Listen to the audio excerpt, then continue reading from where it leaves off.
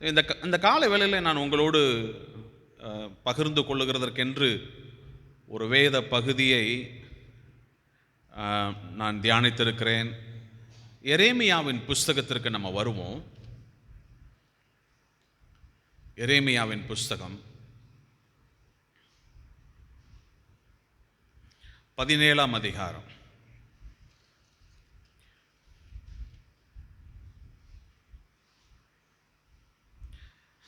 எரேமியாவின் புஸ்தகம் 17ஆம் அதிகாரம்.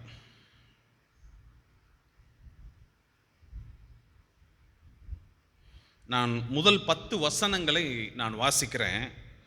நீங்கள் என்னோடு சேர்ந்து அந்த வசனங்களை கவனித்து வாருங்கள். உங்களிடத்தில் வேதம் இருந்ததுன்னு சொன்னால் அந்த வேதத்தை நீங்கள் கவனிக்கும்படி நான் கேட்டுக்கொள்கிறேன்.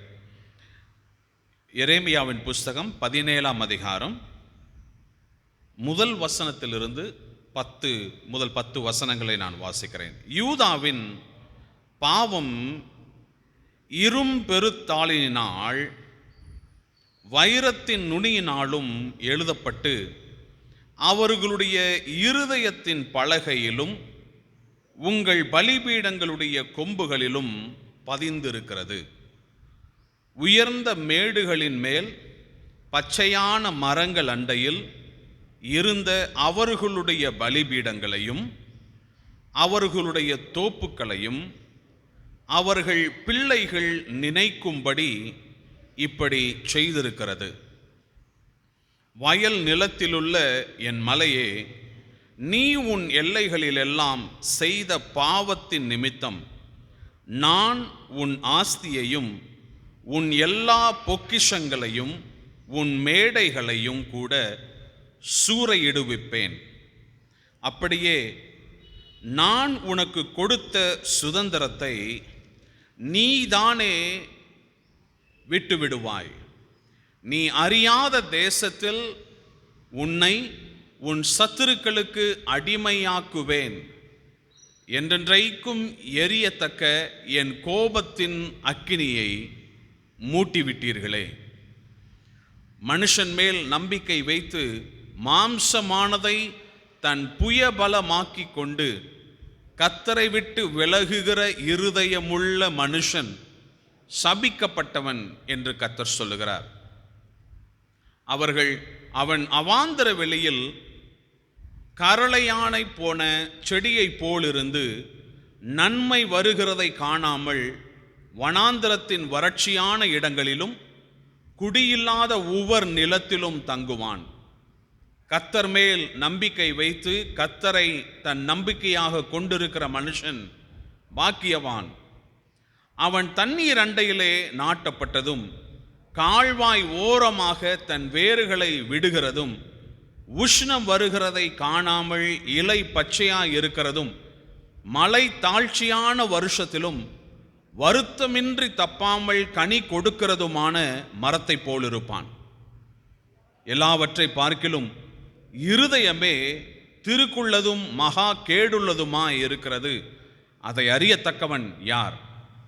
கர்த்தராகிய நானே ஒவ்வொருவனுக்கும் அவனவன் வழிகளுக்கும் செய்கைகளின் பலன்களுக்கும் தக்கதை கொடுக்கும்படி இருதயத்தை ஆராய்கிறவரும் உள்ளிந்திரியங்களை சோதித்தருகிறவருமாய் இருக்கிறேன்.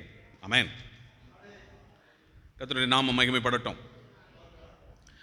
இந்த இடத்திலே சொல்லப்பட்டிருக்கிற வசனம் யூதாவின் பாவத்தை குறித்து சொல்லப்பட்டிருக்கிறது. இஸ்ரவேலின் பாவத்தை குறித்து சொல்லப்பட்டிருக்கிறது. அவர்கள் என்ன அப்படி பாவம் செய்தார்கள்? ஏனென்று சொன்னால் இங்கு அவங்க ஆண்டவர் சொல்லக்கூடிய வார்த்தை, நீங்கள் எரேமியா தீர்க்கதரிசியின் மூலமாக அங்கே சொல்லப்பட்டிருக்கிற வார்த்தையை நீங்கள் பார்த்தீங்கன்னா முதல் வசனத்தில் யூதாவின் பாவம் இரும்பெழுத்து ஆணியினாலும் வைரத்தின் நுனியினாலும் எழுதப்பட்டிருக்கிறதுன்னு சொல்றாரு. அவங்க பாவம் அந்த அளவுக்கு செஞ்சிருக்கிறாங்க. இரும்பெழுத்து ஆணியிலே பொறிக்கத்தக்கதாக எழுதப்படத்தக்கதாக அந்த பேனாவை குறித்த ஆண்டவர் சொல்றாரு, வைரத்தின் நுனியினாலே எழுதப்படத்தக்கதாக இருக்கிறது. அப்படின்னா அவ்வளோ சாலிடா அவங்க பாவம் பண்ணியிருக்கிறாங்க. அவ்வளவு உறுதியாக அவர்கள் என்ன செய்திருக்கிறார்கள்? பாவம் செய்திருக்கிறார்கள். அவர்களுடைய இருதயத்தின் பலகையிலும் உங்கள் பலிபீடங்களுடைய கொம்புகளிலும் பதிந்திருக்கிறது அப்படின்றார். உன் இருதயத்தில் அந்த பாவம் என்ன செய்யப்பட்டிருக்கு? பதிஞ்சிருக்கு. நல்லா தெரிஞ்சுக்குங்க. ஆண்டவர் அந்த ஜனங்கள்கிட்ட பேசுகிற பொழுது அவர் சொல்றாரு, நீ வரும்போது உன் பாவத்தை என்னால் வாசிக்க முடியுதுன்றார். அந்த பாவம், நீ செய்கிற பாவம் உன் இருதயத்தில் என்ன செஞ்சிருக்கு? பதிஞ்சிருக்கு. இப்போ நான் ஒரு 2 உதாரணங்களை நான் உங்களுக்கு சொல்ல விரும்புகிறேன். அந்த யூதா ராஜ்யத்தில் ஒரு குறிப்பிட்ட அரசனுக்கு பிற்பாடு, சாலமோனுக்கு பிற்பாடு நீங்க பார்த்தீங்கன்னா இஸ்ரவேல் ராஜ்யம் 2ஆக பிரிந்து விடுகிறது. வடக்கு தெற்கு ராஜ்யம் சொல்லி பிரிந்து விடுகிறது. இஸ்ரவேல் யூதா என்று பிரிந்து விடுகிறது. ஆனால் இதில் வந்த எல்லா ராஜாக்களும் பார்த்தீங்கன்னா கொடுமையாக பாவம் செய்கிறவர்களாக இருந்தார்கள்.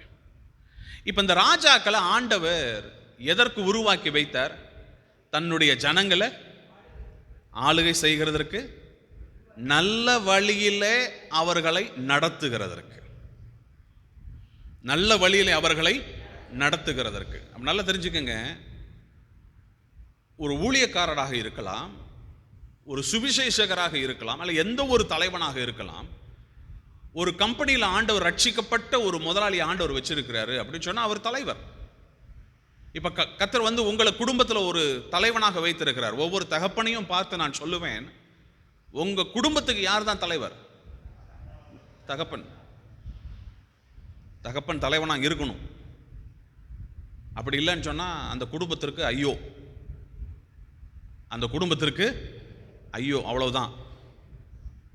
அட்லீஸ்ட் அந்த தகப்பன் தன்னுடைய தலைமை பொறுப்பை சரியா செய்யலைனாலும் கூட தாய் என்ன செய்யணும்? அந்த தலைமை பொறுப்பை என்ன செய்யணும்? கையாளணும். ஒவ்வொருவருடைய வாழ்விலும் நாம ஒரு இடத்துல அந்த தலைமை பண்பை நாம் பெற்றிருக்கிறோம். கர்த்தர் நம்மை தலைவர்களாக வைத்திருக்கிறார். இந்த இஸ்ரவேலுடைய ராஜாக்களை நீங்க பார்த்தீங்கன்னு சொன்னா ஒவ்வொரு ராஜாவும் தவறு செய்கிறவராக தான் இருந்தார். நான் உதாரணத்துக்கு ஒரு ராஜாவை குறித்து நீங்க பேசணும் அப்படின்னு சொன்னா 1 ராஜாக்களின் புஸ்தகத்துக்கு வாங்க, 11ஆம் அதிகாரம். 1 ராஜாக்களின் புஸ்தகம் 11ஆம் அதிகாரம். கொஞ்சம் பின்னணியை பார்த்துட்டு நம்ம அதற்கப்புறம் ஒவ்வொரு வசனமாக நம்ம என்ன செய்வோம்? கடந்து போவோம். 1 ராஜாக்கள் 11ஆம் அதிகாரம்.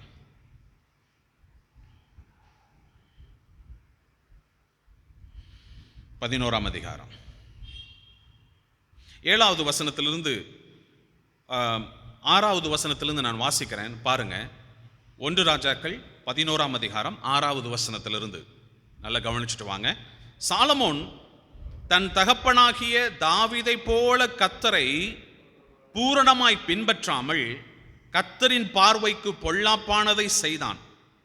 அப்பொழுது சாலமோன் எருசலேமுக்கு எதிரான மலையிலே மோவாபியரின் அருவருப்பாகிய காமேசுக்கும் அம்மோன் புத்திரரின் அருவருப்பாகிய மோனோக்கும் மேடையை கட்டினான். சாலமோன் தேவாலயம் மாத்திரம் கட்டலைங்க. என்ன கட்டினாரு?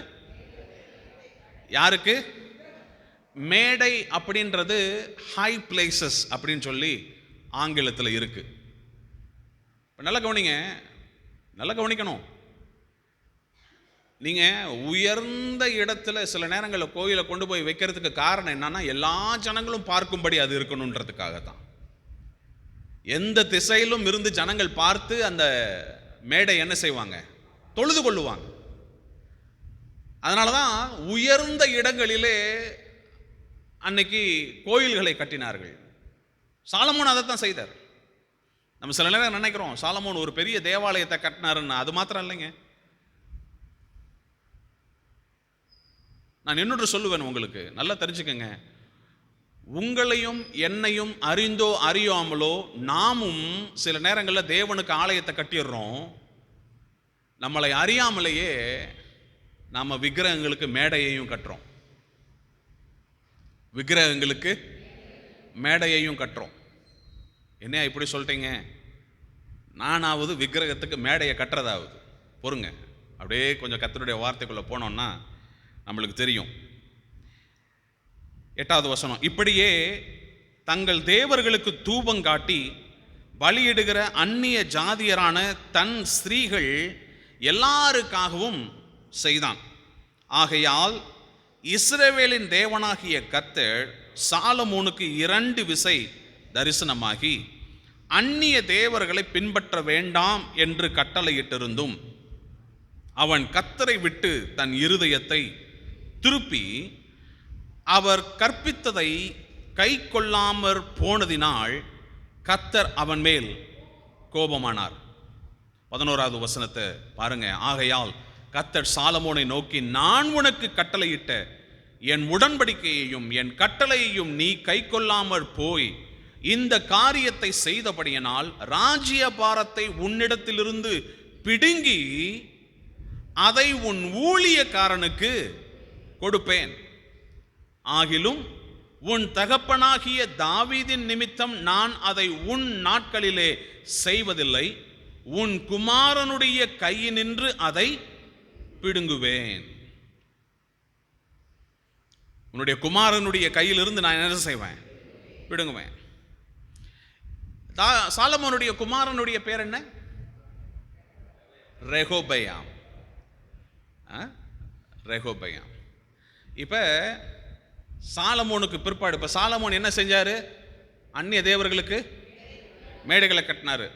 ஒரு பரிசுத்தவான், நல்லா தெரிஞ்சுக்கங்க, ஒரு பரிசுத்தவான் ஆண்டவருக்கு மாத்திரம் காரியங்களை செய்யறது இல்லைங்க. அவர் தன்னையும் அறியாமல் தன் மனைவிக்கு கோயிலை கட்ட முடியும். அந்த பரிசுத்தவான் தன்னையும் அறியாமல் தன் மனைவிக்கு என்ன செய்ய முடியும்? கோயில்களை முடியுமா?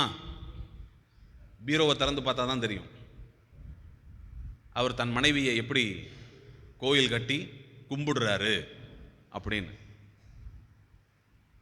சிலர் தங்களையே என்ன செய்வாங்க? விக்கிரகமாக மாற்றிக்குவாங்க. ஒருத்தர் வீட்டுக்குள்ளே போய் பார்த்தீங்கன்னா அந்த வீடு கர்த்தருடைய நாம மகிமைக்காக அந்த வீடு வீடாக இருக்கா, இல்லை அந்த வீடு அவங்களுடைய மகிமைக்காக ஒரு விக்கிரகமாக இருக்கா அப்படின்னு தெரியும். நீங்கள் வீட்டுக்குள்ளே போனாலே தெரியும். இப்போ ஆண்டவர் இஸ்ரவேல் ஜனங்கள்கிட்ட சொல்கிற பிரச்சனை என்னன்னா, நான் உனக்கு தேசத்தை கொடுத்தேன், நீ குடியிருக்கும்படி நான் உனக்கு என்ன செஞ்சேன்? நீ உன் காசுலையே சம்பாதிச்ச? நீ அதற்காக கடினமாக உழைத்தாயா? நீ யுத்தம் பண்ணினாயா? எதுவுமே செய்யல. நான் உனக்கு என்ன செஞ்சேன்? தேசத்தை கொடுத்தேன். ஆனா நான் கொடுத்த தேசத்துல நீ என்ன சேவிக்காம நீ மேடைகளை கற்றி வேற தேவர்களை சேவிப்பதினாலே நான் அதை உன் கையிலிருந்து பிடுங்குவேன் ஆண்டவர் சொல்றார். நல்லா தெரிஞ்சிட்டீங்களா? நான் கொடுத்த தேசத்துல நீ என்னை சேவிக்காமல் என்னை ஆராதிக்காமல் என் தேசத்தை நீ என்ன செய்யற? தீட்டுப்படுத்துற. மலைகள் மலைகளாக, மரங்கள் மரங்களுக்கு கீழாக நீ கோவில்களை நாட்டி விக்கிரகங்களை நாட்டி எல்லா இடங்களிலும் தூபங்களை நீ என்ன செய்தி காமிச்சு நீ இருதயத்தை என்னை விட்டு திருப்பி என் கட்டளைகளை கேளாமல் என்ன செய்யற? உன் பெண்களை தாயா நீ மேன்மைப்படுத்துற. நீ ஒரு பெண்ணை மேன்மைப்படுத்துகிறாய். நான் உங்களுக்கு சொல்லுவேன், அநேக நேரங்களிலே பெற்றோர்கள் தங்கள் பிள்ளைகளை மேன்மைப்படுத்துவார்கள். மேன்மைப்படுத்துறது மாத்திரம் அல்ல, எப்படி ஏழி தன் பிள்ளைகளுக்காக ஒரு காரியத்தை செய்யாமல் தன் பிள்ளைகளுடைய பாவம் பெரிதா இருந்தும் அவர்களை கண்டிக்காமல் விட்டுவிட்டாரோ, அதே போலதான் இன்றைக்கு நாம என்ன செய்யறோம்? நம்முடைய பிள்ளைகள் வளரட்டுமே, நல்லா இருக்கட்டுமே சொல்லி அவங்களுக்கு நம்ம விக்கிரக கோயில்களை கட்டி கொண்டிருக்கிறோம்.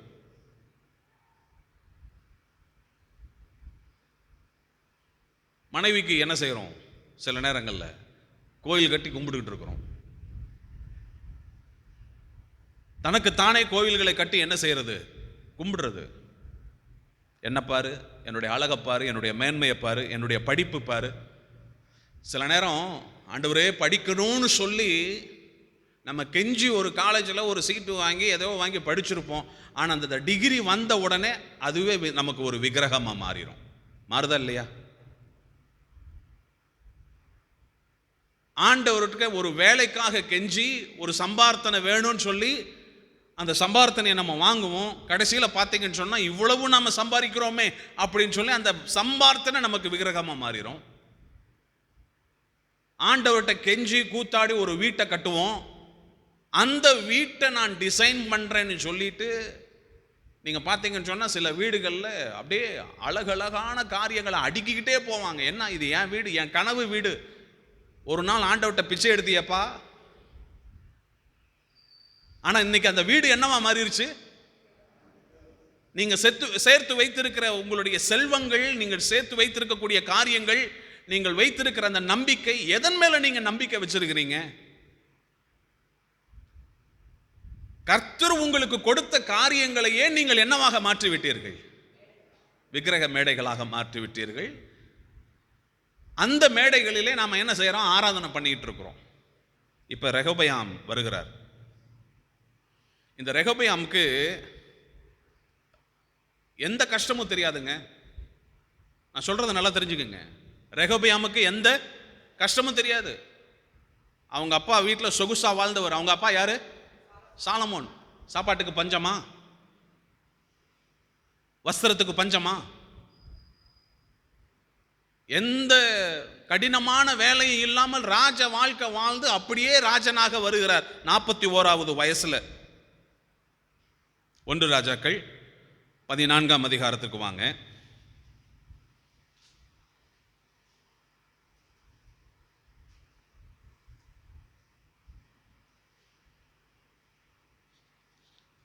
ஒன்று ராஜாக்கள் 14ஆம் அதிகாரம் 21வது வசனத்தை நீங்கள் பாருங்கள். சாலமோனின் குமாரனாகிய ரெகொபெயாம் யூதாவிலே ராஜ்யபாரம் பண்ணினான். ரெகொபெயாம் ராஜாவாகிற பொழுது 41 வயதா இருந்து கர்த்தருடைய நாமம் விளங்கும்படி இஸ்ரவேல் கோத்திரங்களிலெல்லாம் தெரிந்து கொண்ட நகரமாகிய எருசலேமிலே 17 வருஷம் ராஜ்யபாரம் பண்ணினான். அம்மோன் ஜாதியாகிய அவனுடைய தாயின் பேர் நாமாள். இவங்க அம்மா யாரு? அம்மோன் இனத்திலிருந்து வந்தவள். ஏன் பைபிள் அந்த பேர் போட்டிருக்கு, ஏன் அந்த இடத்துல ஒரு அண்டர்லைன் வருது அப்படின்னா பிரச்சனை அங்கே இருக்குன்னு அர்த்தம். சாலமோன் யாரை போய் கல்யாணம் பண்ணாரு? அம்மோனிய ஸ்திரீயை கல்யாணம் பண்ணி அந்த ஸ்திரீயின் மூலமாக பெற்றெடுக்கப்பட்ட பிள்ளை தான் இந்த பிள்ளை. இப்ப இந்த பிள்ளை 41வது வயசுல என்ன செய்யுது? ராஜ்யபாரத்துக்கு வருது. 22வது வசனம் பாருங்க. யூதா ஜனங்கள் கர்த்தரின் பார்வைக்கு பொல்லாப்பானதை செய்து தாங்கள் செய்து வருகிற தங்களுடைய பாவங்களினால் தங்கள் பிதாக்கள் செய்த எல்லாவற்றை பார்க்கிலும் அவருக்கு அதிக எரிச்சலை மூட்டினார்கள். தேவனுக்கு அதிகமான என்ன செய்தாங்க? எரிச்சலை மூட்டினார்கள். உங்களுக்கு எரிச்சல் வருதா? வருமா? வருமா? உங்களுக்கு சொல்லுங்க, வருமா வராதா? கண்டிப்பா வரும். கண்டிப்பா வரும். நமக்கு பிடிக்காத காரியங்களை ஜனங்கள் செய்கிற பொழுது நமக்கு என்ன வரும்? எரிச்சல் வரும். அப்ப நல்ல கவனிங்க. ஆண்டவர் ஆசீர்வதித்திருக்கிறார். ஆண்டவர் எல்லா காரியங்களையும் கொடுத்திருக்கிறார். ஆண்டவர் ஒரு ராஜனையும் கொடுத்திருக்கிறார். அவ்வளவு மேன்மைகளையும் அனுபவித்து யாரை இரிட்டேட் பண்றாங்க? ஆண்டவரை இரிட்டேட் பண்றது. இந்த கண்ணில் ஒரு தூசி விழுந்துச்சுன்னு சொன்னா உறுத்திக்கிட்டே இருக்கும் பாருங்க. அதே மாதிரி ஆண்டவர் கண்ணில் குத்திக்கிட்டே இருக்கிறது. அவங்களுடைய பாவத்தினாலே, அவங்களுடைய கீழ்ப்படியாமையினாலே, அவங்களுடைய முரட்டாட்டத்தினாலே ஒவ்வொரு நாளும் ஆண்டவருக்கு என்ன செய்யறது? நீங்க நினைக்கிறீங்களா அப்படியே நம்ம உட்காந்து சேட்டை பண்ணிக்கிட்டே இருந்தால் ஆண்டவர் அமைதியா இருப்பாருன்னு? ஆண்டவருக்கு தெரியும் நம்ம கையில் எதை நம்ம மேன்மையாக வச்சிருக்கிறோன்னு. அதை ஆண்டவர் பிடுங்குவார். நீ இதை வச்சுட்டு தானே ஆடுற, நீ இதை வச்சுட்டு தானே ஆடுற. ஓகே, அடுத்த வசனம் பாருங்க. அவர்களும் உயர்ந்த சகல மேட்டின் மேலும் பச்சையான சகல மரத்தின் கீழும் மேடைகளையும் சிலைகளையும் தோப்பு விக்கிரகங்களையும் தங்களுக்கு உண்டாக்கினார்கள். ஒரு மரத்தையும் விட்டு வைக்கலைங்க. பச்சையா மரம் இருந்தா போதும், என்னவா மாத்திடுறான்? அதை விக்கிரகமா மாத்திடுறான். கொஞ்சம் பச்சை மரங்கள் எல்லாம் சேர்ந்து ஒரு கார்டன் மாதிரி இருந்துச்சுன்னு சொன்னா அதை என்ன செஞ்சிடறான்? விக்கிரக தோப்பா மாத்திடுறான். அது மாத்திரம் இல்ல, அடுத்த வசனம் பாருங்க. தேசத்திலே லட்சையான புணர்ச்சிக்காரரும் இருந்தார்கள். இது பாலுறவு பாவம், செக்ஷுவல் சின். தேவையில்லாத பாவங்களிலே, பாவ வாழ்க்கை முறைகளிலே ஈடுபட ஆரம்பித்தார்கள். நல்லா தெரிஞ்சுக்கங்க, நல்லா தெரிஞ்சுக்கங்க. எங்க ஒரு மனுஷன் விழுகிறான் அப்படின்னு சொன்னா, கர்த்தருடைய பரிசுத்தம் அவனுடைய வாழ்க்கையில இல்லை, அவன் வாழ்க்கையில இம்மொராலிட்டி வந்துருச்சுன்னா அதனுடைய அடையாளமே அவன் கர்த்தரை ஆராதிக்கலன்னு அர்த்தம். அவன் ஆல்ரெடி விக்கிரகத்தை கட்டிட்டான்னு அர்த்தம். நல்லா தெரிஞ்சுக்கங்க. சாலமோன் என்னைக்கு அவர் அநேக பெண்களை விவாகம் பண்ண ஆரம்பித்தாரோ அன்னைக்கு அவன் விழுந்துட்டான். நான் உங்களுக்கு சொல்லுவேன், நம்முடைய சபையில் இல்லைனாலும் கூட நான் அதை சொல்லணும். ஒருவேளை ஒரு கணவன் தன்னுடைய மனைவியை தவிர வேறு ஒரு பெண்ணோடு தொடர்பில் இருந்தால், ஐயா நீங்க ஆல்ரெடி நீங்க விக்கிரக ஆராதனை செய்து கொண்டிருக்கிறீர்கள். உங்களுடைய கணவனை தவிர நீங்கள் ஒரு நபரோடு தொடர்பில் இருப்பீங்க அப்படின்னு சொன்னா நீங்க ஆல்ரெடி விக்கிரக ஆராதனை செய்து கொண்டிருக்கிறீர்கள். கர்த்தர் சும்மா இருப்பாருன்னு நினைக்கிறீங்களா? உங்க கையில இருந்து அதை புடுங்கன்றதுக்கு ஆண்டவருக்கு நல்லாவே தெரியும். கர்த்தர் எடுக்கும்போது வலிக்குங்க, நான் சும்மா சொல்லல. நீங்க அதை அனுபவிக்க நீங்க அந்த பாவத்துக்குள்ள போகும்போது ரொம்ப சுகமா இருக்கும், அதை அனுபவிக்கிறீங்க. ஆனா அதை கர்த்தர் உங்க கையில இருந்து அதை வாங்கும்போது எவ்வளவு கஷ்டமா இருக்கு தெரியுமா? யோனா சொல்றாரு, ஒரு மரத்தின் நிழலில சுகம் கண்டுட்டு அந்த மரம் இல்லை அப்படின்ன உடனே, அந்த சுகம் இல்லைன்ன உடனே நான் உயிரோடு இருக்கிறதை பார்க்கலும். எதுக்காக? ஒரு மரத்தோட நிழலுக்காக.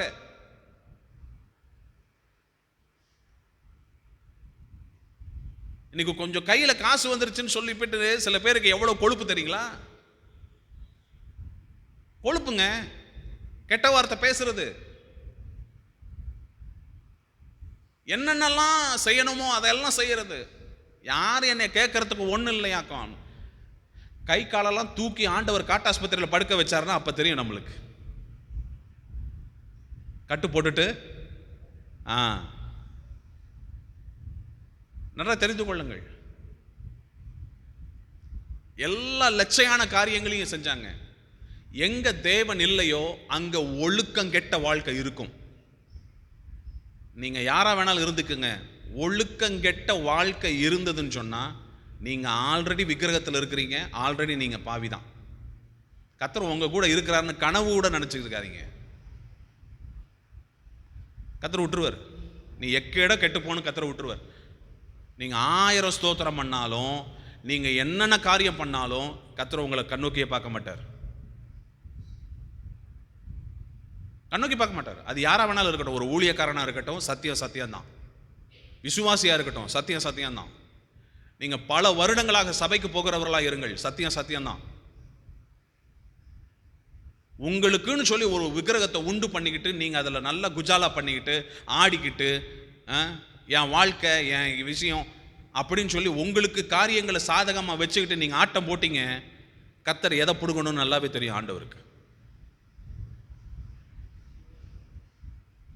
ஓகே, லட்சியான புணர்ச்சிக்காரரும் இருந்தார்கள். கர்த்தர் இஸ்ரவேல் புத்திரருக்கு முன்பாக துரத்திவிட்ட ஜாதிகளுடைய அருவருப்புகளின் படியெல்லாம் என்ன செய்தார்கள்? ரெகொபெயாம் ராஜ்யபாரம் பண்ணின 5ஆம் வருஷத்தில் எகிப்தின் ராஜாவாகிய சீஷாக் எருசலேமுக்கு விரோதமாய் வந்து கர்த்தருடைய ஆலயத்தின் பொக்கிஷங்களையும் ராஜாவினுடைய அரண்மனையின் பொக்கிஷங்களையும் சாலமோன் செய்வித்த பொன் பரிசைகள் ஆகிய சகலத்தையும் எடுத்துக்கிட்டு என்ன செஞ்சிட்டான்? போயிட்டான். கர்த்தர் கூட இல்லைங்க. கர்த்தர் அந்த மனிதனை காக்கவில்லையே. ஓகே, 11ஆம் அதிகாரத்துக்கு வாங்க. 11ஆம் அதிகாரம்.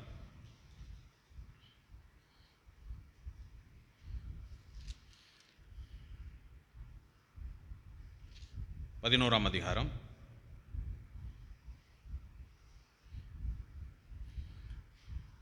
11வது வசனத்தை பாருங்க. மீண்டும் நான் வாசிக்கிறேன். ஆகையால் கர்த்தர் சாலமோனை நோக்கி, நான் உனக்கு கட்டளையிட்ட என் உடன்படிக்கையையும் என் கட்டளையையும் நீ கை கொள்ளாமற் போய் இந்த காரியத்தை செய்தபடியினால் ராஜ்யபாரத்தை உன்னிடத்திலிருந்து என்ன செய்வேன்ட்டாரு? நான் உன்கிட்ட இருந்து நான் பிடுங்குவேன். கொடுத்தது யாரு? கொடுத்தது யாரு? இப்ப ஆண்டவர் கொடுத்த எந்த காரியத்தையும் அவர் திருப்பி எடுத்துக் கொள்ளுகிறதற்கு முழு உரிமையும் இருக்கிறது.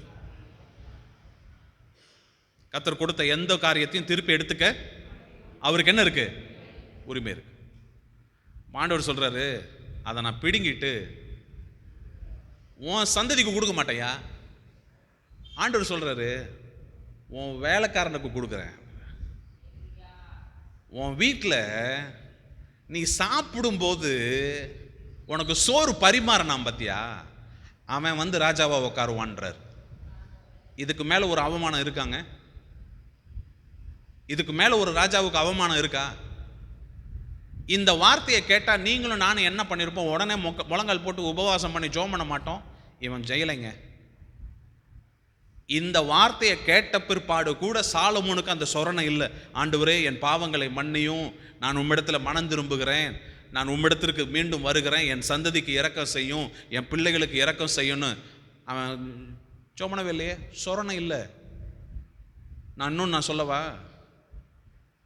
நீங்கள் பாவத்திலும் களியாட்டிலையும் குடியிலையும் வெறியிலையும் வாழும்போது சொரணை இருக்காது. என்ன இருக்காது?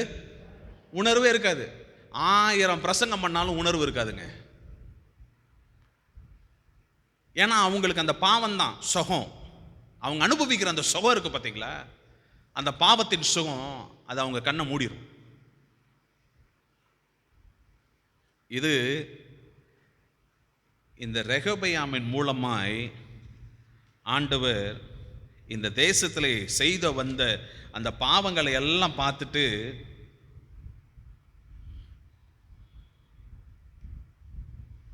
கர்த்தர் எதிரிகளுக்கு அவனை ஒப்பு கொடுத்து விடுகிறார்.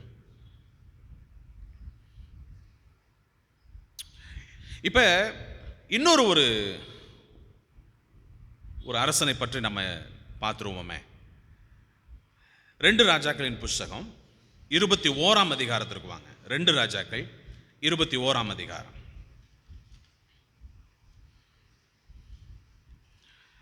சாலமோனுடைய அப்பா யாரு? தாவீது. தாவீதினுடைய குமாரன் தான் சாலமோன், இல்லைங்களா? அப்பா வாழ்ந்தபடி மகன் வாழ்ந்தாரா? இல்ல. இங்க நீங்க பாத்தீங்கன்னு சொன்னா 2 ராஜாக்களின் புஸ்தகம் 21ஆம் அதிகாரத்துக்கு வாங்க. 2 ராஜாக்கள் 21ஆம் அதிகாரம்.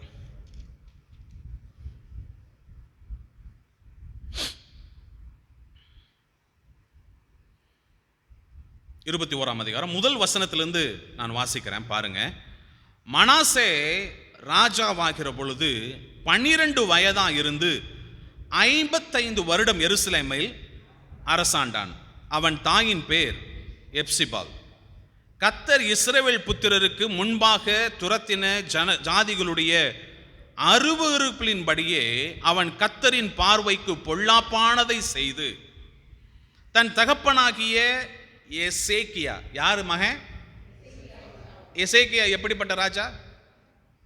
கர்த்தருக்கு பயந்த ஒரு நல்ல நீதிமான், செவ்வையானதை செய்தவர். ஆனா அவர் மகன் என்ன பண்றாரு? பொல்லாப்பை செய்கிறார்.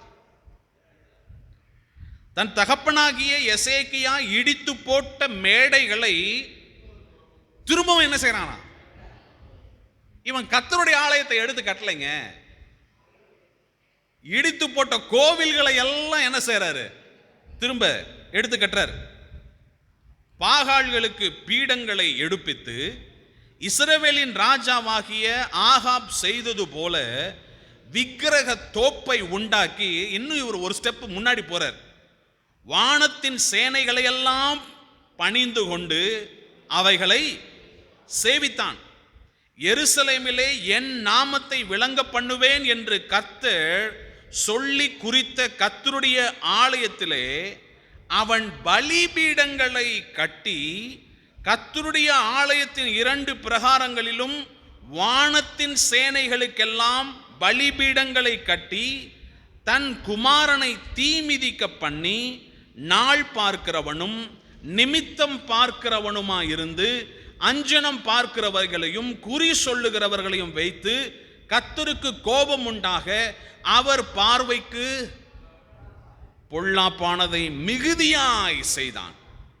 இந்த ஆலயத்திலும் நான் இஸ்ரவேலின் சகல கோத்திரங்களிலும் இருந்து தெரிந்து கொண்ட எருசலேமிலும் என் நாமத்தை என்றைக்கும் விளங்க பண்ணுவேன் என்று கர்த்தர் தாவீதோடும் அவருடைய குமாரனாகிய சாலமோனோடும் சொல்லி குறித்த ஆலயத்திலே அவன் பண்ணின தோப்பு விக்கிரகத்தை எங்க கொண்டாந்து வச்சாருங்க? தேவனுடைய ஆலயத்திலே கொண்டாந்து வச்சிட்டாரு விக்கிரகத்தை.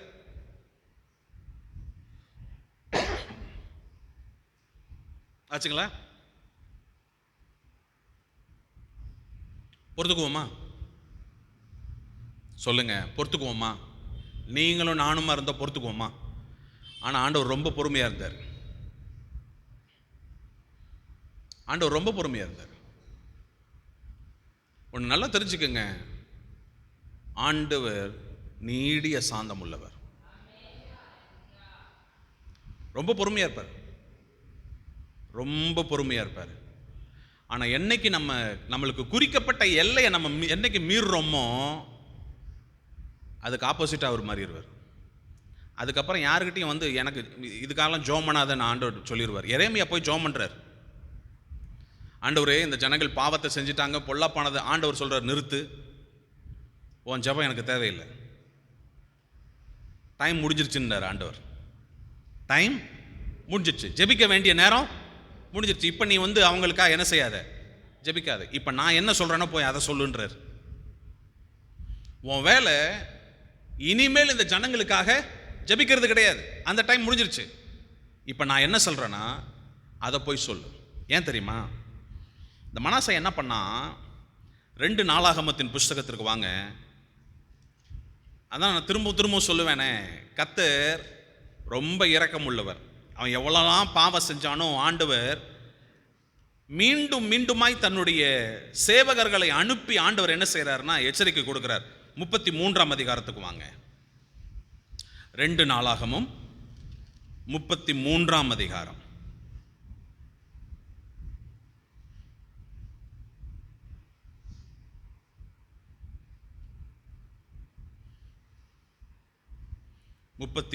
மூன்றாம் அதிகாரம்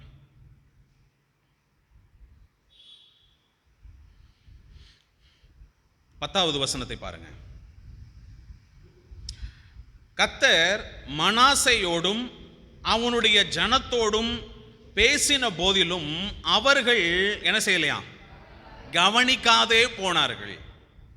கர்த்தர் மனாசையோடும் அவருடைய ஜனங்களோடும் ஆண்டவர் திரும்ப திரும்ப பேசுகிற பொழுது அவர் வார்த்தை என்ன செய்யல? கவனிக்கல. 9வது வசனத்தை பாருங்க. அப்படியே கர்த்தர் இஸ்ரவேல் புத்திரருக்கு முன்பாக அழித்த ஜாதிகளை பார்க்கிலும் யூதாவும் எருசலேமின் குடிகளும் பொல்லாப்பு செய்யத்தக்கதாய் மனாசே அவர்களை வழி தப்பி போக பண்ணினான். மனாசையே ராஜாவே ஜனங்களை எங்க கொண்டு போறாரு? பாவத்துக்கு நேரா கொண்டு போறாரு. தேவனுடைய வார்த்தையை கேட்கல. 2 ராஜாக்களின் புஸ்தகத்திற்கு வாங்க. 2 ராஜாக்களின் புஸ்தகம் 21ஆம் அதிகாரம். 2 ராஜாக்களின் புஸ்தகம் 21ஆம் அதிகாரம்.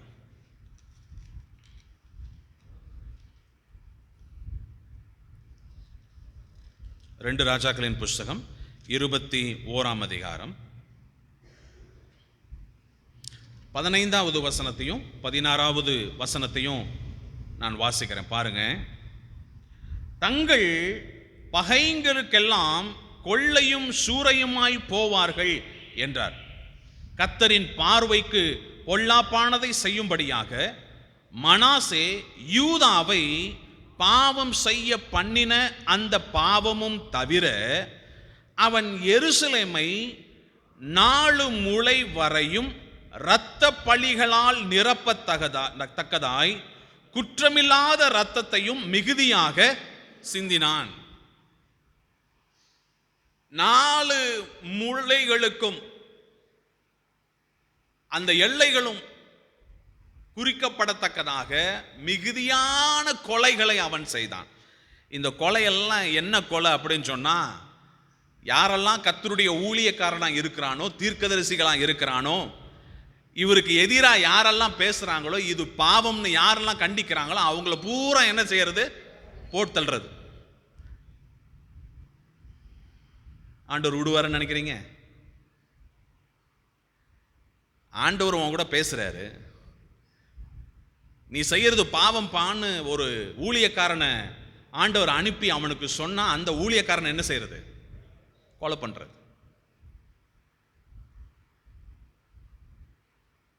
அதற்கப்புறம் தான் நீங்க எரேமியா 17ஆம் அதிகாரத்திற்கு வர வேண்டும்.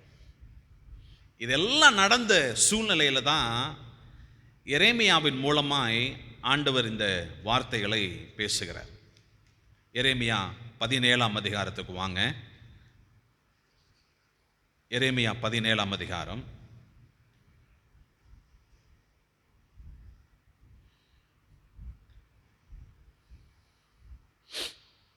இப்போ முதல் 3 வசனத்தை நாம் எல்லாரும் சேர்ந்து வாசிப்போம், சரிங்களா? எரேமியா 17ஆம் அதிகாரம் முதல் 3 வசனம். இப்போ இந்த பின்னணியிலிருந்து நீங்க இந்த வசனத்தை வாசித்தீங்கன்னு சொன்னா இப்போ உங்களுக்கு புரியும். வாசிப்போம். முதல் வசனம். யூதாவின் பாவம் இப்போ இரும்பெழுத்தாணியினாலும் வைரத்தின் நுனியினாலும் எழுதப்பட்டு அவர்களுடைய இருதயத்தின் பலகையிலும் உங்கள் பலிபீடங்களுடைய கொம்புகளிலும் பதிந்திருக்கிறது.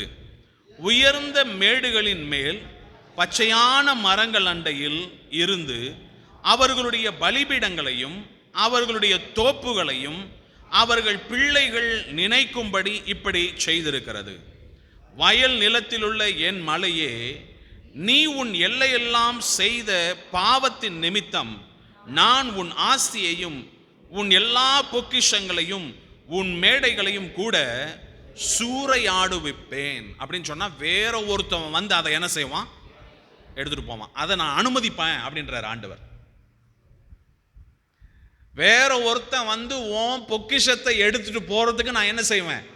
அனுமதிப்பேன். ஏன்னா நீ அதை தவறா யூஸ் பண்ற. நான் உங்களுக்கு சொல்லுகிறேன், 2024வது வருஷம் உங்களுடைய வாழ்க்கையை சீர்தூக்கி பாருங்கள்.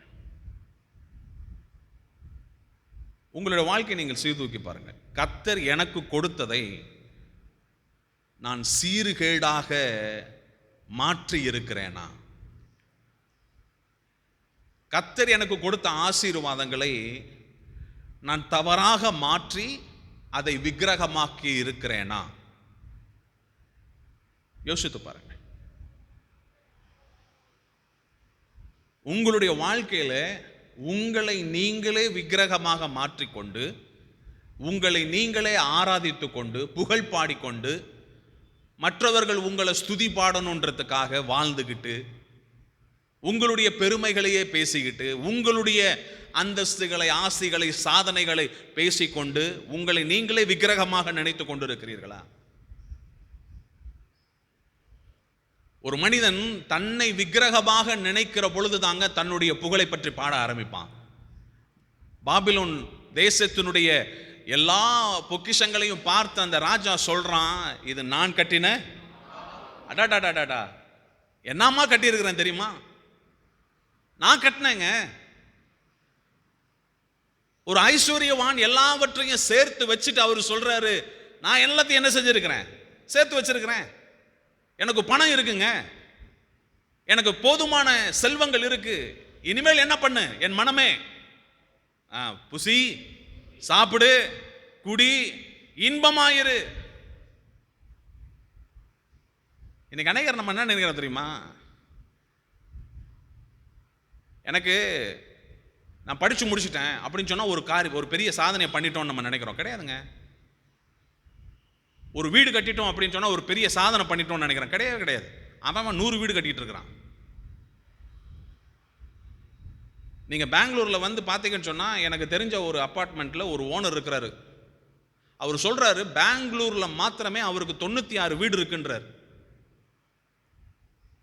பெங்களூர்ல மாத்திரமே அவருக்கு 96 வீடு எனக்கு பெங்களூர்ல மாத்திரம் இருக்கு. அவர் கட்டியிருக்கிற ஒவ்வொரு வீட்டுக்கும் வாடகை 35,000 40,000. யோசிச்சு பாருங்க, 96 வீட்டுக்கு அவர் 40,000 வாடகை வாங்கினார்னா அவர் எங்க போய் நிற்பார்? நம்ம குருவி கூடு மாதிரி எதையாவது ஒன்றை செஞ்சுவிட்டு இது ஒரு பெரிய சாதனைன்னு சொல்லி பேசிக்கிட்டு இருக்கிறது. நான் படிச்சுட்டேங்க, நான் பட்டம் வாங்கிட்டேங்க, அதை பெருசாக போட்டு மாட்டுறது. ஐயா மாட்டுங்க, அது கர்த்தருடைய நாமத்திற்கு மகிமைக்காக நீங்கள் மாட்டினீங்கன்னா நான் ரொம்ப சந்தோஷப்படுவேன். ஆனால் நான் பண்ணிட்டேன், நான் சாதிச்சேன், எல்லாரும் பார்க்கணுன்றதுக்காக பண்ணீங்கன்னா அது ரொம்ப தப்புங்க. உங்கள் இருதயம் எப்படிப்பட்டதாக இருக்கு?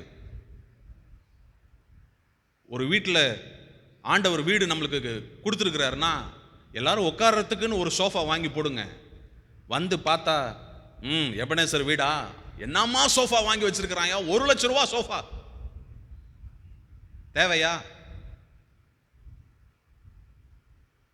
ஒரு ஃப்ரிட்ஜ் இருந்தால் நல்லா இருக்குங்க அப்படின்னு ஒரு ஃப்ரிட்ஜும் வாங்கி வச்சுட்டு ஒரு உபயோகத்திற்காக ஒரு பிரயோஜனத்திற்காக கடனை வாங்கியாவது ஃப்ரிட்ஜ் என்ன செய்யணும், 1 லட்சம் ரூபாய்க்கு நான் வாங்கணும். கர்த்தர் எனக்கு கொடுத்திருக்கிற வருமானத்திற்கு ஏற்றார் போல நான் ஒரு சட்டை வாங்கி போடுறேன், ஒரு பேண்ட் போடுறேன், எனக்கு கர்த்தர் கொடுத்திருக்கிற காரியங்களை நான் செய்கிறேன், நல்லது. ஆனால் மற்றவன் என்னைய பார்க்கணுன்றதுக்காக விதவிதமாக வாங்கி போடுறது, மேக்கப் அடிக்கிறது, டை அடிக்கிறது தப்பு கிடையாது. ஆனால் என்னைய நான் இளமையாக காட்டிக்கொள்ளணும் அப்படின்னு நீங்கள் நினச்சிங்கன்னா எங்கேயோ விக்கிரகம் ஒளிஞ்சிருக்குன்னு அர்த்தம். என்ன நடிப்பு தெரியுமா? இன்னைக்கு தங்களையே அவர்கள் என்ன செய்றாங்க, விக்கிரகமா மாத்திக்கிறாங்க.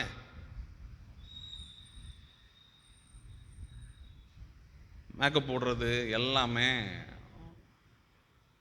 வேதம் சொல்லுகிறது போல கர்த்தருடைய நாமம் மகிமைப்படும்படியாக இயல்பான ஒரு காரியமாக இருந்தால் நல்லது.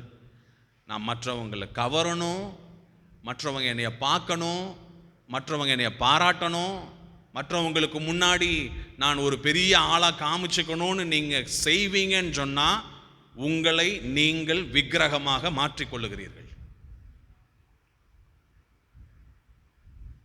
எத்தனை பேர் அல்லேலூயா சொல்லுவீங்க? கரெக்டா நான் சொல்றது? இன்னைக்கு நிறைய கிறிஸ்தவர்கள் பார்த்தீங்கன்னு சொன்னால் கர்த்தர் அவங்களுக்கு கொடுத்திருக்கிற ஆசீர்வாதங்களை என்னவா மாற்றிருக்கிறாங்க, விக்கிரகமாக மாற்றிருக்கிறாங்க. அதையே பிடிச்சிட்டு அதை பற்றியே பேசுறது, அதை பற்றி தாங்க பேசுவாங்க. ஏன்னா அவங்களுக்கு அதுதான் பெருசு.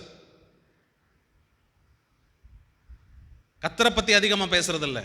இவங்க என்ன பண்ணினாங்க, இவங்க என்ன சாதிச்சாங்க, இவங்க என்ன, அது முக்கியம் இல்லை. அதான் ஆண்டவர் சொல்றாரு, ஒண்ணுமே இல்லாத உனக்கு நான் ஒரு தேசத்தை கொடுத்தேனே, அந்த தேசத்துல நீ என்ன செஞ்சிட்ட, எல்லா இடத்துலையும் விக்கிரகத்தை கட்டிட்ட. நீ வந்து பலிபீடத்துல நிற்கும் போது, நீ ஆராதனைக்காக நிற்கும் போது உன் இருதயத்துல இருக்கிற அந்த விக்கிரகத்தை என்னால் பார்க்க முடியுது. உன்னுடைய பாவங்கள் உன் இருதயத்தில் எழுதப்பட்டிருக்கிறது. வசனம் எழுதப்படலை, இருதயத்தில் என்னதான் எழுதப்பட்டிருக்கு, பாவம். ஏன்னா அவன் பாவத்தை பண்ணிட்டு வந்து நிற்கிறான், அடுத்து என்ன பாவம் செய்யணும்னு யோசிச்சுட்டு நிற்கிறான். அவனுடைய இருதயத்தை பார்க்கிற பொழுது எல்லா பாவத்தின் காரியங்களையும் கர்த்தர் அவரால் பார்க்க முடிகிறது. அதனால தான் நான் சொல்லுவேன், நம்மளை போல நல்லா அழகாக ட்ரெஸ் பண்ணிட்டு எல்லாம் வந்து நின்றலாங்க, ஆனால் கர்த்தர் முகத்தை பார்க்கிறவர் அல்ல. கர்த்தர் எதை பார்க்கிறாரு? இருதயத்தை பார்க்கிறார். கர்த்தர் இருதயத்தை பார்க்கிறார். இன்னைக்கு நான் காலையில் வேளையில் நான் உங்களுக்கு சொல்லுவேன், உங்கள் இருதயத்தில் உண்மையாகவே நீங்கள் கர்த்தரை சேவிக்கிறவர்களாய் இருக்கிறீர்களா? இருதயபூர்வமாக நீங்கள் கர்த்தரை ஆராதிக்கிறவர்களாக இருக்கிறீர்களா? இல்லது உங்களுடைய இருதயம் வேற எங்கேயோ இருக்கா? பைபிள் தெளிவா சொல்லுது, உங்களுடைய பொக்கிஷம் எங்கேயோ அங்கதான் உங்க இருதயம் இருக்கும். நீங்க எதை வேல்யூ பண்றீங்க உங்க வாழ்க்கையில, அங்கதான் உங்க இருதயம் இருக்கும். சாமுவேல் ஈசாயின் குமாரர்களை அபிஷேகம் பண்ண போகிற பொழுது அவர் வெளியரங்கமா பார்க்கிறார். முதல்ல இருக்கிற குமாரன், இரண்டாவது குமாரன் எல்லாம் பார்க்கும்போது திடகாத்திரமா வந்து நிற்கிறாங்க. ஆண்டவர் சொல்றாரு, அப்பா நான் மனுஷர் பார்க்கிற பிரகாரம் நான் என்ன செய்யறதில்ல. மனுஷன் என்ன செய்யறான்? முகத்தை பார்க்கிறான், நான் இருதயத்தை பார்க்கிறேன். நான் உங்களுக்கு சொல்லவா இந்த கால வேளையில, ஆண்டவர் உங்கள் இருதயத்தின் எண்ணங்களில், உங்க இருதயத்தில் ஓடிக்கிட்டு இருக்கிற பல லட்ச எண்ணங்களையும் உணர்வுகளையும் அவர் ஆராய்ந்து அறிகிறவராக இருக்கிறார். நம்ம யாரை வேணாலும் ஏமாத்திடலாங்க, ஆனால் கர்த்தரை ஏமாற்ற முடியாது. நான் உங்களிடத்தை கேட்பேன், நீங்க உண்மையாகவே மனப்பூர்வமாக கர்த்தரை ஆராதிக்கிறீர்களா? 100% உங்களுடைய வாழ்க்கையின் 100% நீங்கள் ஆண்டவருக்கு கொடுத்திருக்கிறீர்களா? இன்னைக்கு சில பேருக்கு நான் சொல்லுவேன், உங்கள் பிள்ளைகளை நீங்கள் ரொம்ப சுமந்துக்கிட்டு இருக்கிறீங்க, அளவுக்கு அதிகமாக நீங்கள் உங்கள் பிள்ளைகளை சுமந்துக்கிட்டு இருக்கிறீங்க. அவங்கள விக்கிரகமாக மாற்றாதீங்க. பிள்ளைகளுக்கு ட்ரெஸ் எடுத்து கொடுக்குங்க, ஆனால் போட்டு அழகு பார்க்கணும்னு நினைக்காதீங்க. போட்டுட்டு என் பிள்ளைகளுக்கு உடுத்தி நான் அழகு பார்க்கணும், என்ன நினைக்கிறீங்க? என்ன நினைக்கிறீங்க? அது ஆண்டவர் உங்களுக்கு கொடுத்த பிள்ளைங்க, அது உங்கள் பிள்ளை கூட கிடையாது, அது ஆண்டவர் உங்களுக்கு கொடுத்த பிள்ளை.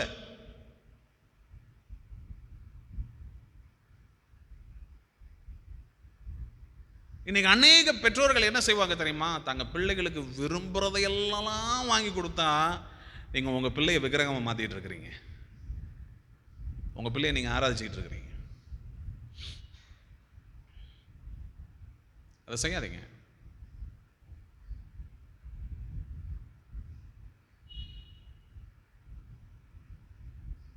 கர்த்தர் உங்களுடைய பிள்ளைகளுக்கு தகப்பனாக இருக்க வேண்டும். கர்த்தர் உங்களுடைய பிள்ளைகளுக்கு தெய்வமாக இருக்க வேண்டும்.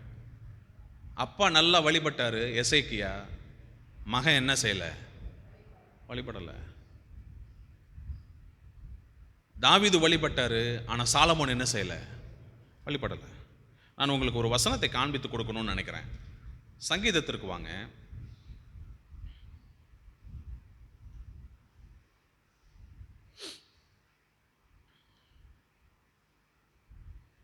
எழுபத்தி 8ஆம் சங்கீதத்திற்கு வாங்க.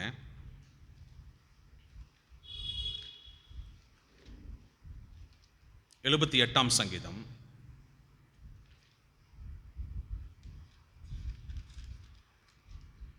78ஆம் சங்கீதம் 5வது வசனத்தையும் 6வது வசனத்தையும் பாருங்களேன். அவர் யாக்கோபிலே சாட்சியை ஏற்படுத்தி இஸ்ரவேலிலே வேதத்தை ஸ்தாபித்து அவைகளை தங்கள் பிள்ளைகளுக்கு அறிவிக்கும்படி நம்முடைய பிதாக்களுக்கு கட்டளையிட்டார்.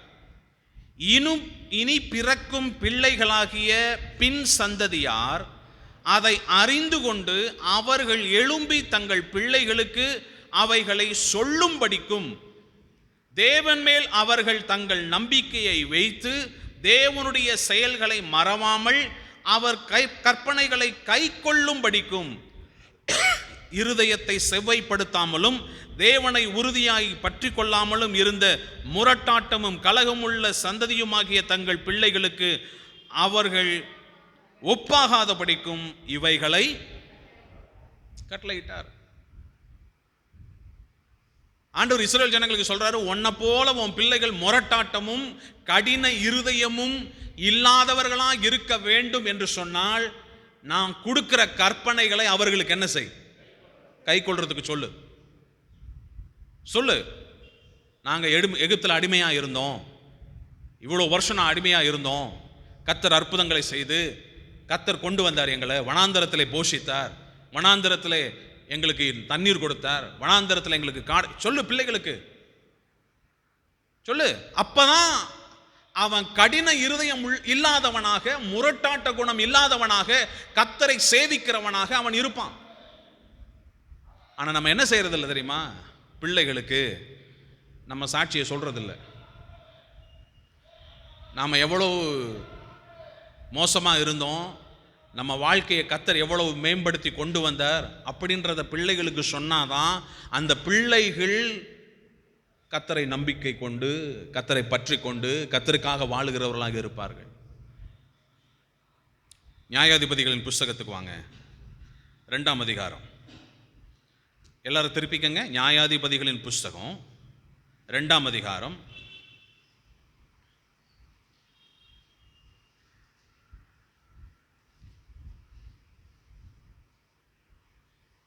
நான் 7வது வசனத்திலிருந்து வாசிக்கிறேன் பாருங்க. நியாயாதிபதிகளின் புஸ்தகம் 2ஆம் அதிகாரம் 7வது வசனத்திலிருந்து நான் வாசிக்கிறேன். யோசுவாவின் சகல நாட்களிலும் கர்த்தர் இஸ்ரவேலுக்காக செய்த அவருடைய பெரிய கிரியைகள் எல்லாம் கண்டவர்களும் யோசுவாவுக்கு பின்பு உயிரோடு இருந்தவர்களுமாகிய மூப்பரின் சகல நாட்களிலும் ஜனங்கள் கர்த்தரை சேவித்தார்கள். நூனின் குமாரனாகிய யோசுவா என்னும் கர்த்தரின் ஊழியக்காரன் 110 வயதுள்ளவனாய் மரணமடைந்தான். அவனை எப்ராயிம் மலை தேசத்தில் உள்ள காயாஸ் மலைக்கு வடக்கே இருக்கிற அவனுடைய சுதந்திரத்தின் எல்லையாகிய திம்னாத் ஏரேசிலே அடக்கம் பண்ணினார்கள். அக்காலத்தில் இருந்த அந்த சந்ததியார் எல்லாரும் தங்கள் பிதாக்களுடன் சேர்க்கப்பட்ட பின்பு கர்த்தரையும் அவர் இஸ்ரவேலுக்காக செய்த கிரியையையும் அறியாத வேறு ஒரு சந்ததி அவர்களுக்கு பின் எழும்பிற்று. இப்ப இந்த சந்ததிக்கு என்ன தெரியல? தேவன் யாருன்னு தெரியல. தாங்கள் இஸ்ரவேலர்களா இருந்தும், தேவனுடைய ஜனங்களா இருந்தும், கர்த்தர் இவர்களுக்கு எகிப்தில் என்ன கிரியையெல்லாம் செய்தாருன்னு இந்த சந்ததிக்கு அது யாருங்க சொல்லிக் கொடுக்கணும்? சொல்லுங்க, யார் சொல்லிக் கொடுக்கணும்? சொல்லுங்க. ஒவ்வொரு பெற்றோரும் சொல்லிக் கொடுக்கணும். ஒவ்வொரு பெற்றோரும் சொல்லிக் கொடுக்கணும். நான் உங்களை வற்புறுத்தி இன்னைக்கு சொல்லுவேன், ஒவ்வொரு நாளும் உங்கள் பிள்ளைகள் மனதில் பதியும்படி கர்த்தர் உங்களுக்கு கடந்த நாட்களிலே செய்த நன்மைகளை சொல்லிக்கொண்டே இருங்கள். கர்த்தர் எனக்கு இதை செஞ்சாரு, கர்த்தர் என்னை உயர்த்தினார், கர்த்தர் என்னை உருவாக்கினார், நான் ஒண்ணுமே இல்லாம இருந்தேன், கர்த்தர் என்னை உருவாக்கினார், கர்த்தர் என்னை உருவாக்கினார். அந்த பிள்ளைகளுடைய மனதிலே கர்த்தரை அறிந்து கொள்ளக்கூடிய செய்தி சொல்லப்பட்டு கொண்டே இருக்க வேண்டும். அவங்க கேட்குறாங்களோ இல்லையோ, சொல்ல வேண்டியது உங்க கடமை. டெய்லி வேதத்தை வாசிங்க, வேதத்திலிருந்து பிள்ளைகளுக்கு ஏதாவது எடுத்து சொல்லுங்க. அவங்களும் வேதத்தை வாசித்த பிற்பாடு கர்த்தர் அவர்களோடு என்ன பேசினார்ன்றதை உட்கார்ந்து என்ன செய்யுங்க, கேளுங்க. டெய்லி கொஞ்ச நேரம் என்ன செய்யுங்க, எல்லாரும் சேர்ந்து கொஞ்சம் உட்காந்து பேசுங்க, பிள்ளைகளோட பேசுங்க. அந்த பிள்ளைகள் உங்க பிள்ளைங்க, உங்க பிள்ளைங்க. அவர்களுடைய நாட்களிலே அவர்கள் கர்த்தருக்காக வாழ வேண்டும் என்று சொன்னால் அதற்கு நீங்க தான் பொறுப்பு, நீங்க தான் சொல்லிக் கொடுக்கணும். யோசுவா அடிச்சுக்கிட்டாருப்பா, சொல்லிக் கொடுங்கய்யா. நானும் என் வீட்டாருமோ வென்றால் நீங்க வேற யாரையும் சேவிச்சிடாதீங்க அப்படின்றார். ஒவ்வொரு பெற்றோர்களுக்கும் இது உங்கள் மேல் விழுந்த கடமை. உங்கள் பிள்ளைகளுக்கு கர்த்தர் செய்த நன்மைகள், கர்த்தர் உங்களுக்கு செய்த நன்மைகளை சொல்லிக்கொண்டே இருங்கள். அது மாத்திரம் கிடையாது, அவனுக்கு சொல்லணும், எனக்கு நன்மை செய்த கர்த்தர் உனக்கும் செய்வார். கவலைப்படாத. உன் பாதை இன்னும் கடினமாக இருக்கும். உனக்கு வரக்கூடிய சவால்கள் இன்னும் கடினமாக இருக்கும். நீயும் சில நேரங்களில் வாழ்க்கையில் கஷ்டப்பட வேண்டியது வரும். அதனால தான் நான் சொல்கிறேன், கஷ்டத்தை காமிக்காமல் வளர்க்காதீங்க. உங்கள் வீட்டில் என்ன இருக்கோ அதன்படி அவங்கள வளர்க்க. சரியா? தவறான மனோபாவத்தை கொடுத்து பிள்ளைகளுக்கு வளர்க்காதீங்க. என் பிள்ளை ஆம்பளை பிள்ளை பிறந்தா நம்ம சில நேரங்களில் இளவரசன் அப்படின்றோம். நம்ம பெம்பளை பிள்ளை பிறந்தா இளவரசி. என் பிள்ளைய ராஜா மாதிரி நான் வரப்பேன், என் பிள்ளைய அரசி மாதிரி வரப்பேன். அப்பா, உன் பிள்ளைய பிள்ளையா வள, உன் பிள்ளையா வள. போதும். நான் 5000 ரூபாய்க்கு ட்ரெஸ் எடுத்து கொடுக்க விரும்ப ஆள் கிடையாது இல்லையா? 500 ரூபாய்க்கு ட்ரெஸ் எடுத்து கொடுத்தா போதும். அதே பெரிய விஷயம். அதே பெரிய விஷயங்க. சில பேர் அவங்க கூட ட்ரெஸ் போட்டுக்க மாட்டாங்க. என் பிள்ளைக்கு நான் கொடுக்கணும், அழகு பார்க்கணும்னு. கடைசியில் உங்கள் பிள்ளை உங்களை மிதிச்சுட்டு போயிட்டே இருக்கும். ஏன்? நீங்கள் கத்தரை கொடுக்கல, ட்ரெஸ்ஸை தான் கொடுத்தீங்க. நீங்கள் கத்தரை கொடுத்துருந்தா கீழ்ப்படியும் இல்லை பிள்ளை. ஆண்டவரை சொல்லி கொடுத்துருக்கலாம்ல, கத்தருக்கு பயப்படுகிற பயத்தை சொல்லி கொடுத்துருக்கலாம்ல. ஓகே, எரேமியா 17ஆம் அதிகாரம் அடுத்த பகுதிக்கு நம்ம போவோம்.